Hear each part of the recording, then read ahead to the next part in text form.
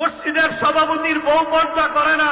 সেক্রেটারির বউ পর্দা করে না, ক্যাশিয়ারের বউ পর্দা করে না, অনেক ইমামের বউ পর্দা করে না, অনেক খতিবের বউ পর্দা করে না, অনেক ওয়াইজের বউ পর্দা করে না, অনেক মুসল্লির বউ পর্দা করে না, অনেক হাজির বউ পর্দা করে না। আল্লাহর কসম হাজি তোমাকে শোনায় যাই, শুনে রাখো, লেখে রাখো, মসজিদের সভাপতি লেখে রাখো, সেক্রেটারি লেখে রাখো,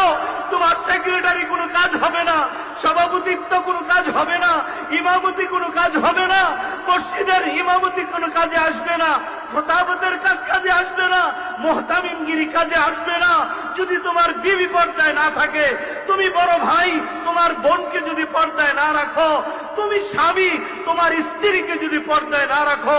মদিনার নবীর ঘোষণা শুনে নাও। আল্লাহর নবী বলেছেন, এই সমস্ত নামাজি, এই সমস্ত হাজি, এই সমস্ত আলেম যারা নিজের বউকে পর্দায় রাখে নাই, নিজের মাকে পর্দায় রাখে নাই, নিজের বোনকে পর্দায় রাখে নাই, অটোমেটিক হাসরের ময়দানে এদের কপালে লেখা উঠবে দায়ুস।